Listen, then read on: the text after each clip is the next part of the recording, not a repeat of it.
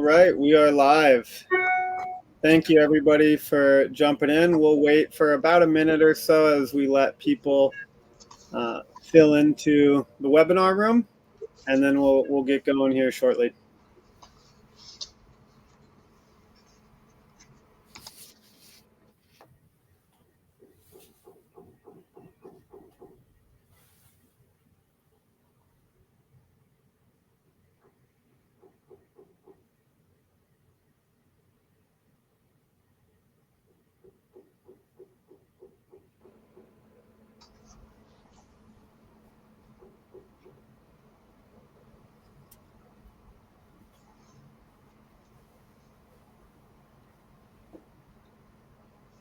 All right, let's get things kicked off here. Thank you everybody for joining us. I am very excited to talk about optimizing library design usage, using data to drive better decision-making processes in the library space. It's near and dear to my heart as I started Occuspace in my library as a college student. That was the first use case for Occuspace. And we've got two real experts here to talk with us about it. I am incredibly grateful for Derek and Beth to be joining me. So let's do quick introductions here, and then we can start to dive into the material. I'm Nic Halverson, CEO, founder of Occuspace. I'll pass it over to Beth to introduce yourself. Hi, everyone. I'm Beth McNeil. I have the pleasure of serving as the Dean of Libraries and School of Information Studies at Purdue University. And my name is Derek Jones. I am an architect with Perkins Will and lead the library practice here at Perkins Will. Awesome. Thank you both again for joining me today and working together over the last several years. It's been really fun, and I've been able to learn a lot from how you all have rolled out our solution and gotten other data points to make decisions for Purdue libraries. So let's jump right into the presentation here. I want to start with a quick refresh on Occuspace, what we are, what we do. I know not everybody in the audience might be familiar with us, so we'll take 5 minutes or so here to give the quick overview. What we do at our core, Occuspace counts people in real time. I started the company when I was a junior electrical engineering student at UC San Diego. I hated how crowded my library was, and one day I spent 20 minutes looking for a seat to study, and I was like, man, I wish I knew how busy every floor was in real time. I built a sensor to passively count people in a privacy-safe way, reported that data on an app that my co-founder and I built in college, and it became a real hit on campus. We had, I think, almost 30-40% of the campus body using that app every week, and it started to grow from there. And so it really was a company born out of libraries. And so when I say it's near and dear to my heart, I really mean it. We count people in real time for libraries, gyms, dining halls, and even office space now. How it works is we have sensors that plug right into a standard wall outlet. If you can see me, this is what the sensor looks like here. And it scans for Bluetooth and Wi-Fi signal data in the area. And what Occuspace does better than anybody else in the world is go from signal data to people estimations with about 93% accuracy. We're able to tell that these 7 signals is one person over here. These 2 signals are one person over here, because obviously we all are carrying multiple devices on us all the time. And so we do a lot of work to figure out how to deduplicate those signals, and we can do it better than anybody else in the world. And that gives us camera level accuracy for generally 2 to 5 times cheaper than camera systems, and sensors that can just plug right into a wall outlet with no infrastructure changes. And you only need one sensor every 2,000 or 3,000 square feet of space. So that's the big high level view on the technology, how it works. I built this company as a student. We cared about privacy a lot. So everything we did from the ground up was really privacy focused. We wanted to make sure there's no personally identifiable information collected, stored by Occuspace from day one. And we've been able to maintain that privacy approach, being self-installed, no infrastructure changes, very cost effective. That's kind of core to Occuspace's DNA. And I mentioned we're about 93% accuracy on average over 21,000 verified head counts at this point. This is the Weights app. A lot of our customers use this app. You can download it on iOS and Android for free and see how busy spaces are on different campuses that use Occuspace across the country. There's about 73 campuses across the country using Occuspace today.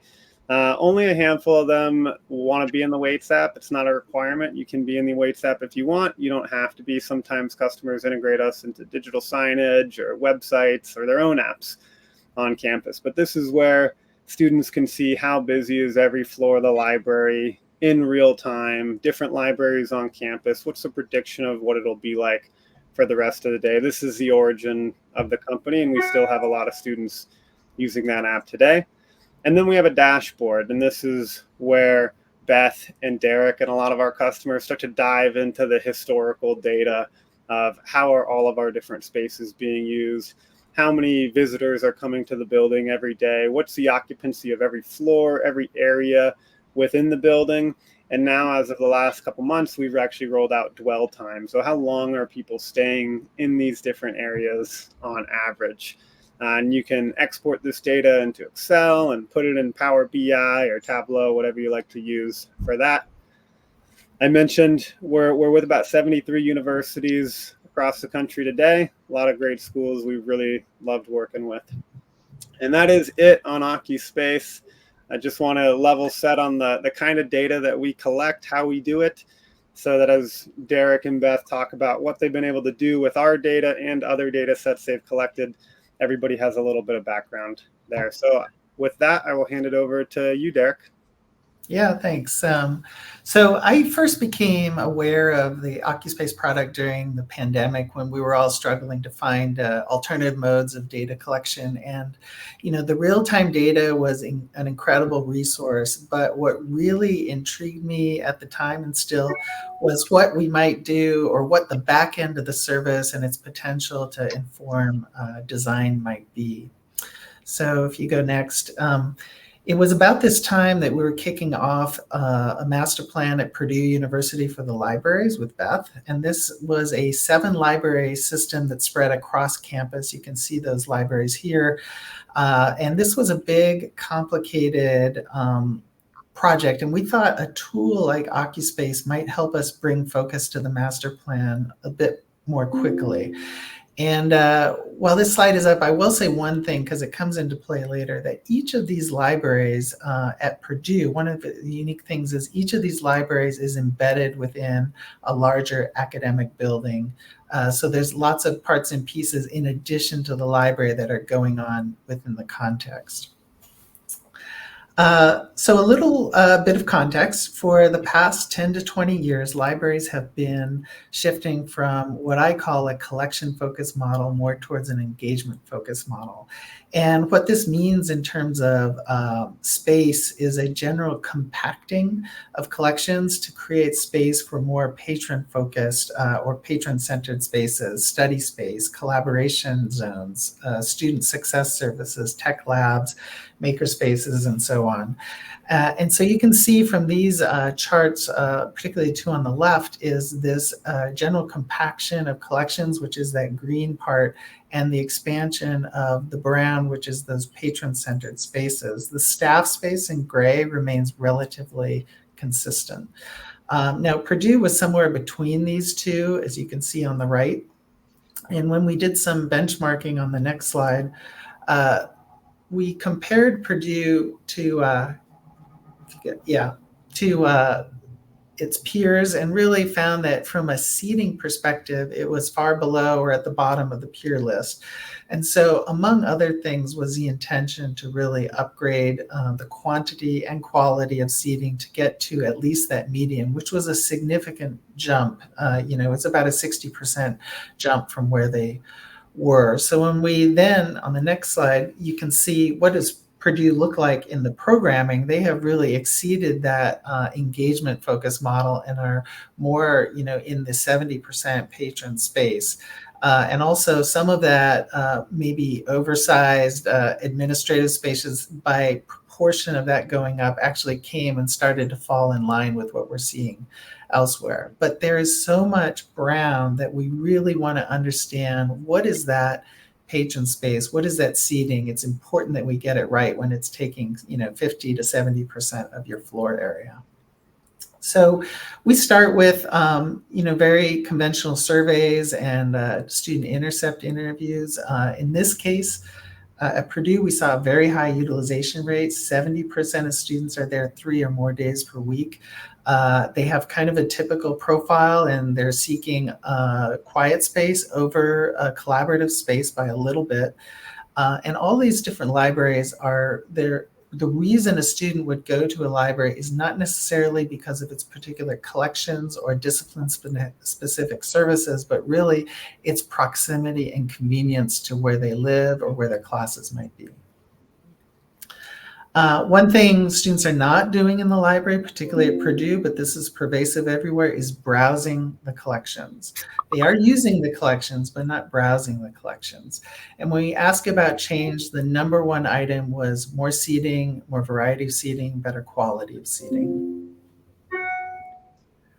So we deployed Occuspace in all 7 libraries in 24 different zones and 175 different microzones. And a microzone is defined by a particular furniture type, which we then studied further later. And one of the things we found initially, that Occuspace was calculating absolute seating.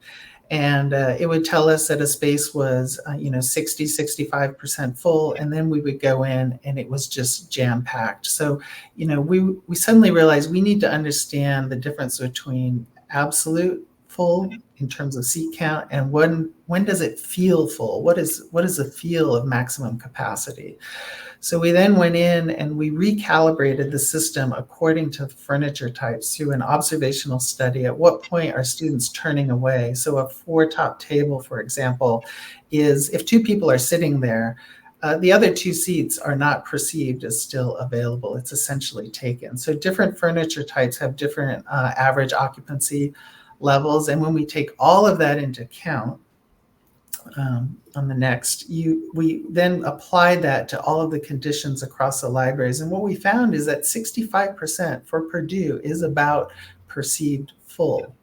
And we have done this at numerous other institutions, and we come to roughly in the 60 to 67% range. So this falls right into that.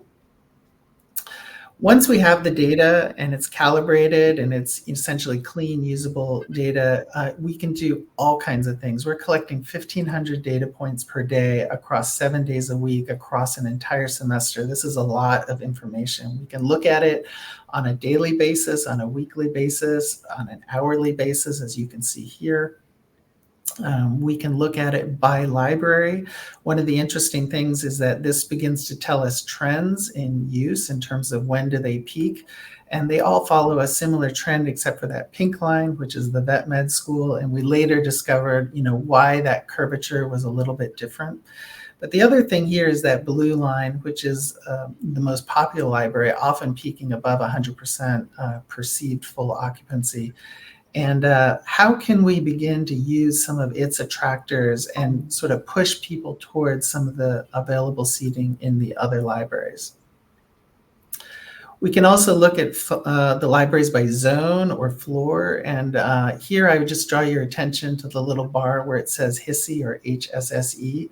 And I think one of the important takeaways here is how it sort of diminishes rather quickly as you move up in the building, as if people don't really understand that there are floors above the first floor. It's a very pancaked floor system in that there's not a lot of visible connectivity between floors. We can also plug this into our GIS system and look at how sort of the geospatial location of libraries connects with the occupancy and the use. But what's really interesting is as we see where occupancy, let's say for the same furniture type, is peaking higher in some spaces rather than others, we are able to go back in and do some analysis as to what's driving increased occupancy. Is it access to daylight? Is it technology or whiteboards? And the kind of discovery here was proximity to instructional spaces or classrooms was the highest influencer of spaces getting a higher occupancy use. So with that kind of information, we then dove back in to look more at classroom spaces and their relationship to libraries.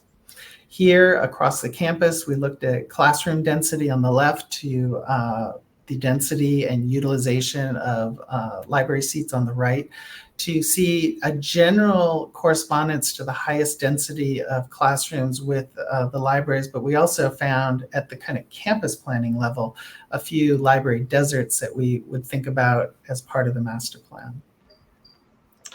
But maybe more significantly for our conversation here is we then looked at each individual library, which remember is embedded in a larger academic building, usually with classrooms, and began to overlay the occupancy with the enrollment in that building. And what we found was a very clear inverse correlation where as enrollment went up inside the building, library occupancy went down and the converse. So there was clearly an inverse relationship of people moving to and from classrooms to library within the same building. So if we believe that library utilization is a key to student success, then this is perhaps a lever that we can use to increase library use by positioning classroom spaces in direct proximity and adjacency to libraries. So how then do we take this data and actually convert it into a planning strategy? So I thought I'd use the case study of this is the Stewart is the building, and HISI, or the Humanities, Social Sciences, and Education libraries inside of that. Well positioned on Memorial Mall, so a center portion of campus. And this east-west corridor you can see in this arrow is the heaviest trafficked corridor in all of campus, but it bypasses the library, and there's no awareness that there's a library on the other side of that wall. There's all kinds of university store, welcome center, the admissions office that are heavily utilized, but the library, at least at this time, was relatively, you just didn't know it was there.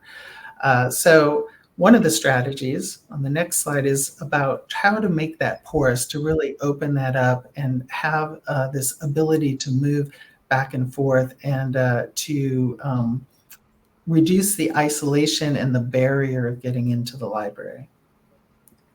This translated into rethinking the entry from the image on the upper right to a more open and porous space that was really defined by more of a cafe culture, inviting people in to be part of a vibrant give and take dialogue, even vibrant conversation or discussion or debate type space. And then on the next slide, that corridor. So this is that corridor that we were talking about earlier, and immediately to the right is your admissions area, and here to the left, really opening it up with actual physical openings and glass. And here we located special collections. So, I mean, imagine as a prospective student and your parents coming and then seeing Neil Armstrong's spacesuit or Amelia Earhart's flight jacket, both alumni and sort of part of the illustrious legacy that you might be coming into as a new matriculating student. We also opened up between floors to make sure people understood the library expanded and extended beyond a single floor.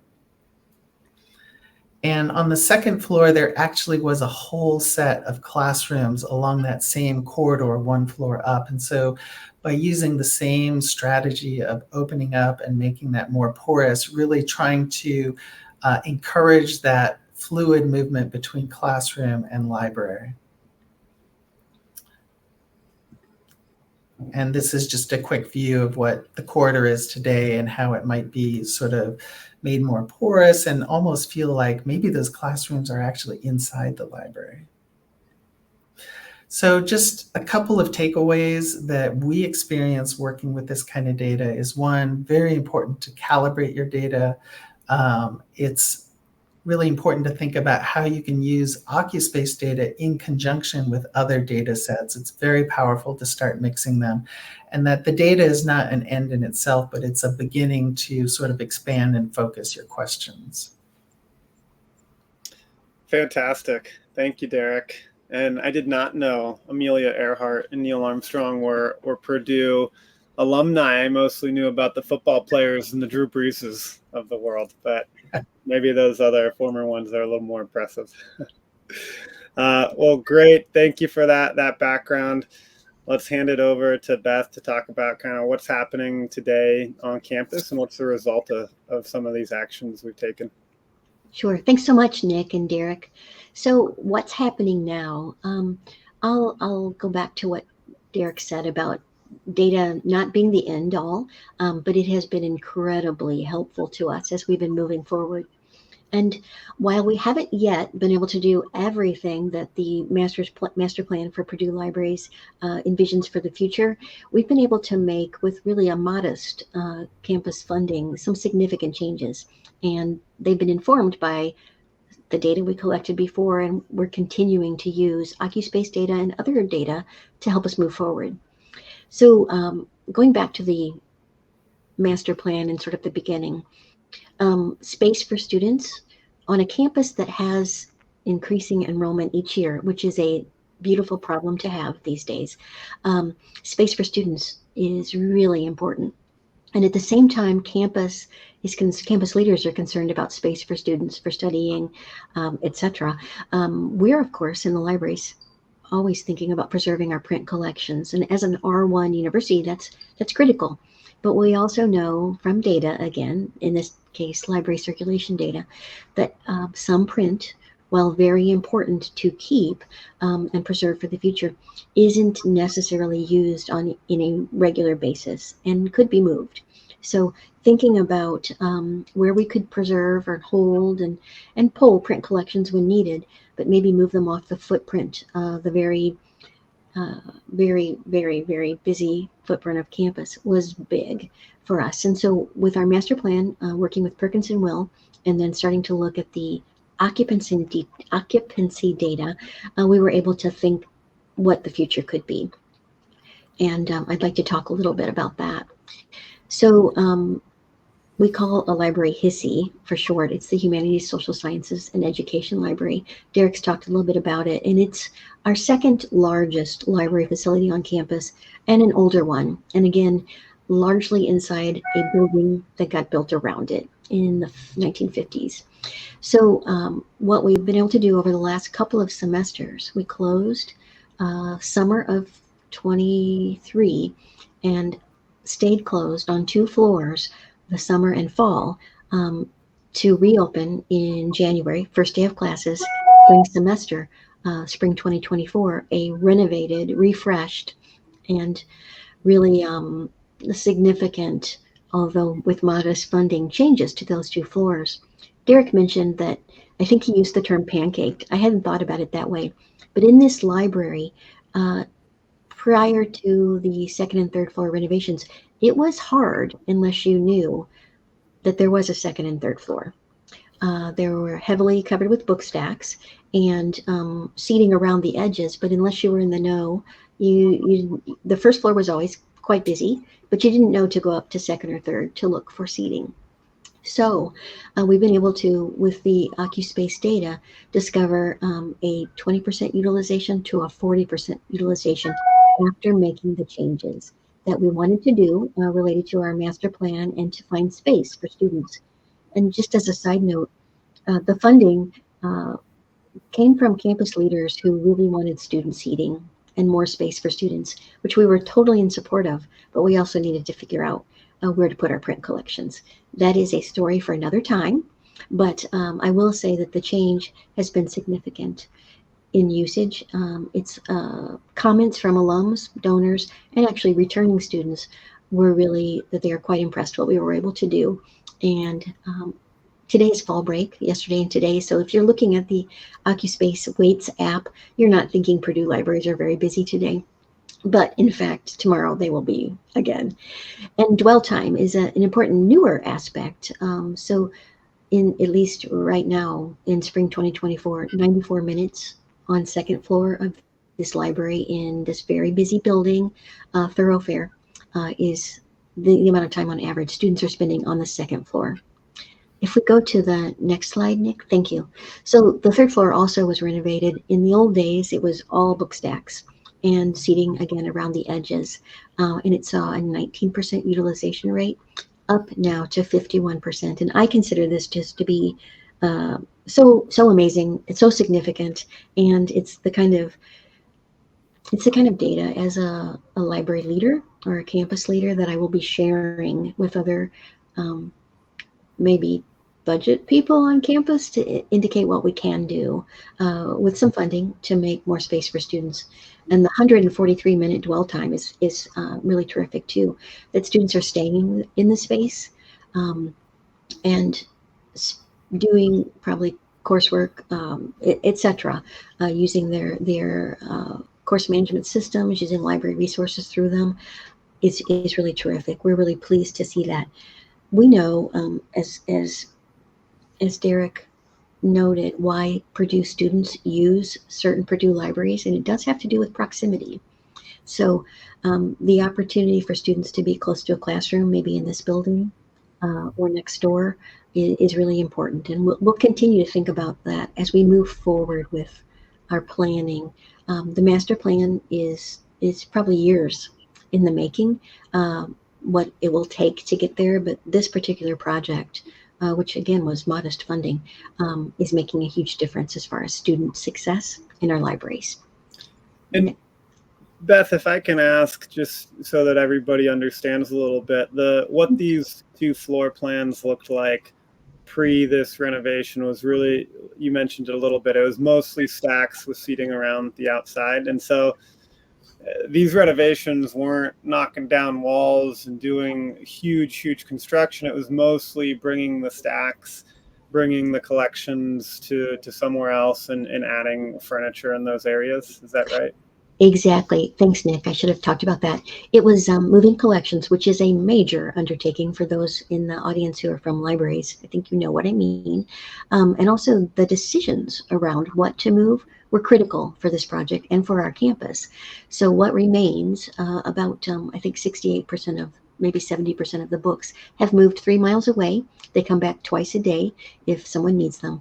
But book stacks were really what the second and third floor had available. And so this renovation was carpet and paint, natural lighting at the left side of that picture. Again, this library the building is built around it. So natural light, we know students like to be by based on studying where they were sitting in other facilities. And so we were able to open it up. But really the bulk of the modest funding went to moving to a storage facility that could be made ready for the collections that moved out there. Proximity to natural light was so important. And here's kind of the way the third floor has ended up looking. The potential for events during non-busy times of the semester is huge now in this space, but also furniture changes. The data we had from one of our other libraries about the zones and micro zones that Derek mentioned helped to inform what sort of furniture we should think about buying. And what you're seeing here are small booths, and we've added several of those. Students use them, and we know now that the ones that are actually near electricity, which can be hard to add all the electricity you want in a 1950s building, but those are the booths and study spaces that fill up first. And so that's been instrumental as we tried to add as much power in as we could. This is also Hissy third floor, what it looks like really right now. We've got booths, we've got open couch seats. Individual booths are very popular. I might have a slide on that. Okay, not quite, but booths like this gold booth, we have some that are just for one person, and we are discovering that students are using them for virtual learning. So again, big campus, proximity to where you need to be before online class and after. The library at this particular library is trying to fill that need with individual booths. They're not soundproof, but they do cut down on noise around you, and also students report that they are feeling more comfortable about actually talking in an online class in a library space because of the surrounding sides. Next slide, please. Oh, and speaking of students, in addition to the work that Perkins and Will did on our master plan, we also involved a student group called Purdue Think. They're a consulting firm We've used them in the libraries on actually a variety of projects, but they'll take on a project, a semester-long project. The students on a team will serve different roles, and they offer input, feedback. They do little studies. They'll collect information from other students. Most recently, we used them for an physical accessibility study, and they help to inform both the master plan, but also some work we've done along the way. And I wanted to give a shout out to the students. Most of these students have graduated now, and one of them is actually working for a consulting firm and used his work with us as part of his interview conversation. So I was very pleased about that. Next slide. And then future plans. The Purdue Think students recommended a marketing strategy, some of which we have enacted. They talked a lot about how to make use of the app of value for Purdue students. Probably like other campuses, students have a lot of Purdue-related apps that they may or may not use. So we promote it, and some do use it. I actually use the app all the time to see what's going on in various spaces. I forgot last night that we were on fall break and was really worried about why we weren't busy. But nevertheless, the app is something that some of our students use. Digital signage. They also recommended that for students who don't want to use an app, wouldn't it be great if there was a large digital sign at the entryway of a library where you could see the same data and decide if you're going to go in or not. We are working to implement that. It's not perfect yet, but that's on our end, and I'm hoping to see in the Stewart Center Library as well as the Wilmeth Active Learning Center more digital signage coming up. And then other recommendations that they have made for us. We continue to think about what they've recommended. We continue to capture data, and various staff members, supervisors, use it for staffing reasons. One of our libraries is now staying open a couple of hours later on Friday, late afternoon, early evening, due to the data of the number of students who were in the space the hour before we closed, and also staffing. So 2 of our libraries are 24 hours with key card access in one case. And what sort of staffing do we need during those hours? It's allowing us to help students who want another library to be open to understand, in fact, why it can't be. It's not just staffing. It has to do with the amount of students who are in libraries at 3 a.m. to 7 a.m. So we've moved forward with a lot of recommendations from the master plan, and we'll continue to do so, but also to continue to engage students. The Purdue Think group is a good way to collect student information. And I think that's it for me.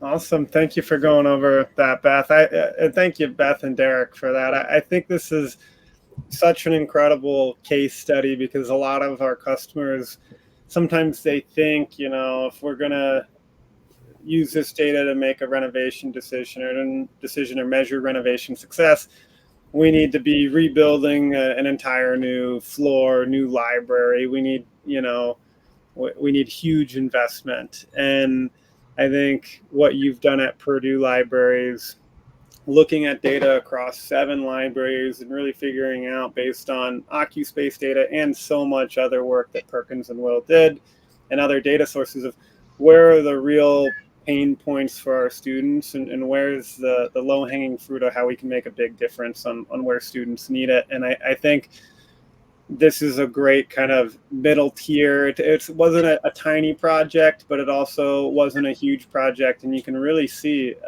an incredibly meaningful difference. 150% more people using the second and the third floor than previously, with again, not a crazy big project. And sometimes we see schools even doing smaller projects as well, where it might only be measuring, adding blinds to the windows. And that can have a big impact in the evening hours when the sun's coming in from the west side of the library. We've seen blinds have a material impact. We've seen patio spaces we monitor where you add umbrellas to the space have an impact. So it can be small changes to medium changes like this to big changes. But I think the way you all have done it and working with Purdue and Perkins and Will has been an awesome experience for us. We've learned a lot. And there's a QR code here on the screen where you can download a case study that is kind of a summary of what we've gone over today. I definitely have at least one comment. Somebody in the audience said they lost sound. Oh. Can you guys all still hear me? I can. Yes, Nic. I can. Mm-hmm. Okay, well, I'll keep going. They can let me know if that's still true. All right, it looks like audio is good. That might be just to that user. I've got one question that's been on my mind a lot for you, Beth, and then if anybody in the audience has any questions, please fire away for Beth, Derek, or myself. But one thing that's been top of my mind, I know you're thinking about this, is what's the percentage of classes on campus at Purdue that are now online? How has that changed pre-COVID to post-COVID? And how's the library thinking about it? You touched a little bit on these kind of single booth spaces. How are you thinking about the library as being a place for online classes? Great question, Nic. I think COVID taught us a whole lot around the ability to teach in an online format for so many faculty who hadn't experienced that before. And now we have more online classes than we've had in the past. I can't tell you a percentage, and I'm sorry about that. But I will say that we do know in our libraries from observation and also from small study rooms that have become used for this purpose, as well as for interviews, that employers are interviewing students virtually so much more, but that also so many students are taking online classes. And at Purdue, a lot of the students taking online classes are West Lafayette, Indiana students. So they're in person, but they might be in person at 9 o'clock in the morning, have an online class at 10, so 10 minutes to get there, and then 10 minutes to get to the next in-person class. And so we feel like we're a good place in our libraries to meet that need of the online class and full participation. I will say Derek's comment about the study and library deserts on campus may make it difficult for some students, depending on where that 9 a.m. class is and 11 a.m. class is, to have a library virtual experience, but we're looking at that. And it is part of moving forward at Purdue. Do we need a library closer to the residence halls? Do we need a library on the south side of campus? And we knew that before, but I think maybe online learning opportunities are going to reinforce that need. Or maybe it's a campus need, maybe it's not a library need, but knowing where students are and what classes they're taking online wise, it has been something we continue to talk with the teaching and learning people about. But definitely online is easier to manage at Purdue and to take as a class than it used to be. And I think we learned a lot during the pandemic about that. Awesome. Thanks for the insights there. Derek, have you been working with Purdue, and I'm sure many other clients are thinking about this big shift in behavior, online classes? Is that something that you've been thinking a lot about as well? Yeah, it's, of course, as Beth said, during pandemic, everybody, instructors and students, kind of learned to use this tool and to get comfortable with it. And I think everybody wants to return to in-person education and learning, especially at any kind of high-touch, residential institution. But there are certain classes that have actually benefited, that are actually maybe even more effective online. Think of some of the very large introductory classes or ones that are trying to bridge institutions. And in those cases, you do run into this hybrid situation that Beth just mentioned about having an in-person followed by online in-person. And usually your dorm room is not an option because you've got 3 rowdy roommates or it's too far away. Yeah. And so finding that location, having the sense that I've got a guaranteed landing spot for this, important hour of your day.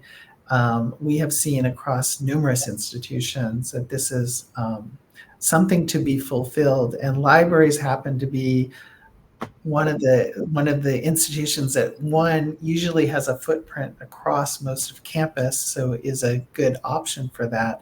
And frankly, they're very service oriented and seeing how can we step in and support that. Let me add too, if you will, Nick. One of the things we heard early on during the pandemic was students were uncomfortable talking out loud. They were afraid, I guess maybe Purdue students are polite. They were afraid they might disturb other people. And that's why we thought about some of those smaller booths. Again, they're not soundproof, but to help with that concern. And I think we're seeing success for those students. Yeah, that's something I'm really interested to continue to see, and I hope our data can actually measure, a little bit of how people are using that area in the library. What's the dwell time there? But building physical spaces for online experiences is a new thing, particularly in like the classroom environment. It's obviously gotten a huge boost post-COVID, so that fascinates me, and seeing the library continue to adapt and transform from the collections model to the engagement model that Derek talks about is exciting, and you guys are definitely on the forefront at Purdue. If anybody in the audience has any questions, feel free to jump in while we got Derek and Beth. Otherwise, we can start to wrap up. It looks like a handful of people are getting some recording and sound issues, but it looks like that's isolated to the people, not the whole audience. So, well, I will add one anecdote that Beth shared with me earlier around the Waits app, and that one of the important donors to one of the library is actually frequently looking at the app to see how is my investment going, how is it being used, how does it actively engage students on campus. So I thought that was a use that I had not heard before. Yep, I get the occasional call. Make sure things are still going well. That's awesome. That's very fun to see. That's the first that I've heard that of. So that's cool to see, and I hope that we can make a really great case study out of the HISI second and third floor and show over 100% increase in how students use it, from 20 to 40, from 19 to 51% utilization during the day is really impressive growth in that space, and really speaks to that Derek, you and your team, and Beth, you and your team figured out the right places to invest in for the students. And so hopefully that case study can be presented to leadership and lead to more budget approvals for similar renovations in other parts of the libraries. Also my hope. Yes. Awesome. Well, if there's no other comments, we can probably wrap this up a little bit early. Thank you, everybody, for joining in the audience. I can't thank you, Beth and Derek. Can't thank you two enough for working with Occuspace in this entire project and doing this presentation with me today. Thank you. Thank you. Everybody have a great day.